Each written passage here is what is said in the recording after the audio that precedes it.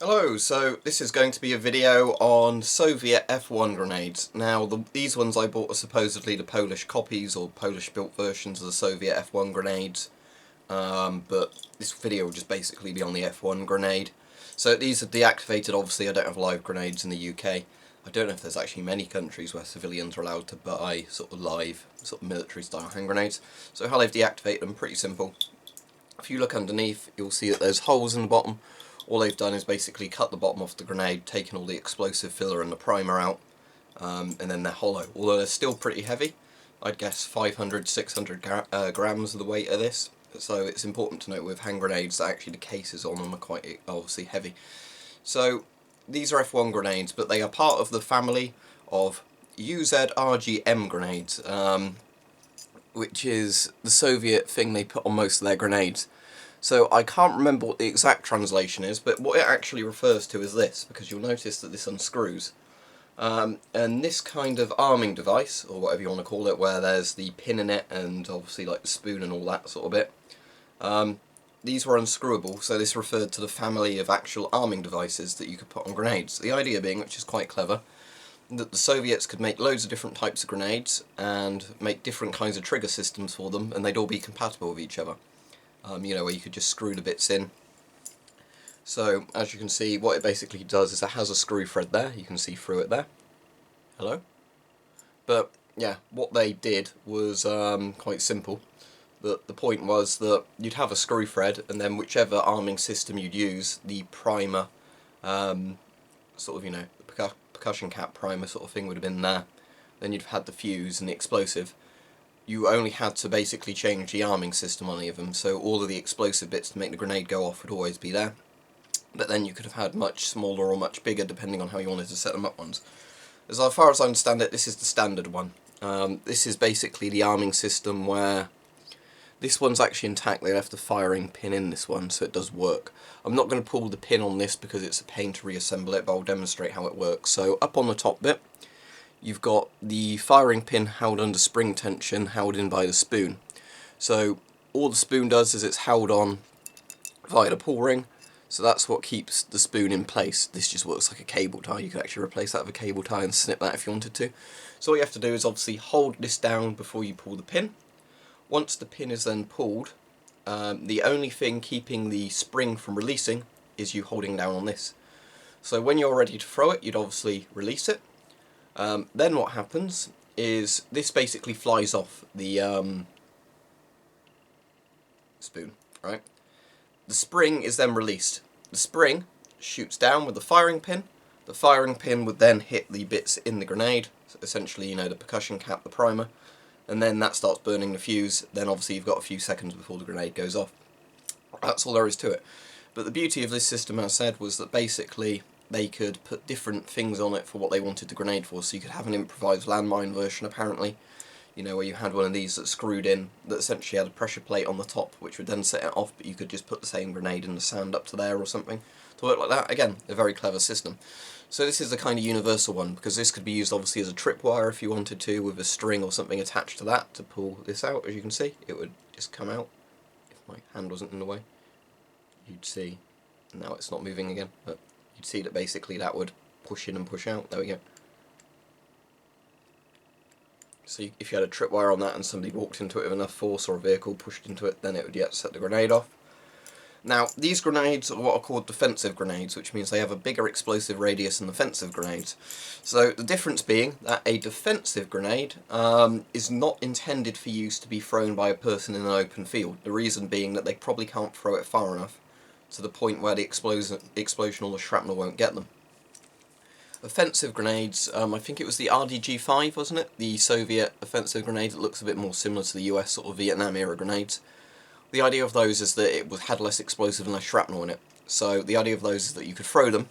Obviously these can be thrown, but the idea with these is that you either use them defensively, as in a tripwire system, or that you're in cover, you throw it out of cover to defend your position, and then the cover of your position protects you from the explosion and shrapnel, but enemy troops moving through open ground wouldn't be protected.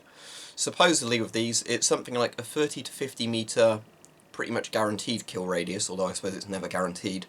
but the shrapnel from this can fly up to 200 meters, so that's pretty insane. But again, it's going to be just little tiny bits of shrapnel at that distance, not shrapnel flying accurately. Well, I suppose in the 30 to 50 meter range, that is where, you know, if you're stood around, there's going to be loads and loads of shrapnel. So yeah, here's another one. I bought two. I've actually swapped the spoons around on this one, but yeah, this is apparently the V2 version of the grenade. I tell you what, I'll put the bits back on originally, so I'll put the you know, mechanism on the correct grenades. So there's that. I'll show you what these say as well, the mechanisms, before I put both of them back on. But yeah, the black one is apparently a later generation. Apparently the green one is the second generation of F1 grenade, the black one is the third generation. Soviet F1 grenades are based on French F1 grenades from World War, I think, late sort of interwar period, World War II. The American Mark II grenade, or M2 grenade, whatever it's called, the pineapple one, that's also based on that, because it was a very good grenade design. So then the Soviets and Americans basically both did their improved design. So anyway, if you want to see the spoons, here's the older mechanism. This one, where they've deactivated it, they've actually stopped this bit working, so there's no spring tension, no firing pin in this one, unlike this one. So this one says UZRGM 354P7870. That says that on that bit. If the camera will focus on it, I'm not sure. And then there's a bit of writing on that bit as well, but it's quite scratched and rusty. On the newer one, no writing on that bit, but it says on this bit, it's at 1571, and then the whole UZGRM thing as well. Also says TK2 and 1 on that side. So I'll put these grenades back together with the correct things. There's a bit of serial numbers on the grenades as well. I don't know if the red line on them indicates anything. I've seen with some countries they make training grenades blue and like live grenades red, but I don't know if that applied to the Soviet Union or Communist Poland. But as I said, this is a very simple system of simply, which I do really like about it. That, you know, you would have just been able to quickly and effortlessly unscrew this bit to change how the grenade was. And I suppose if you wanted to be really safe, you could technically unscrew that bit if you had the grenades in a pouch, and then you wouldn't, in theory, be able to arm them accidentally. So that's quite an interesting system.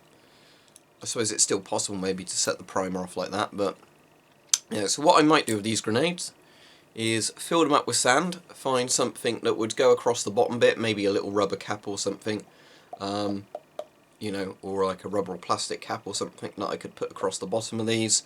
I've tried gas mask 40mm plugs, and unfortunately they're a bit too big. It's probably like a 20mm hole there.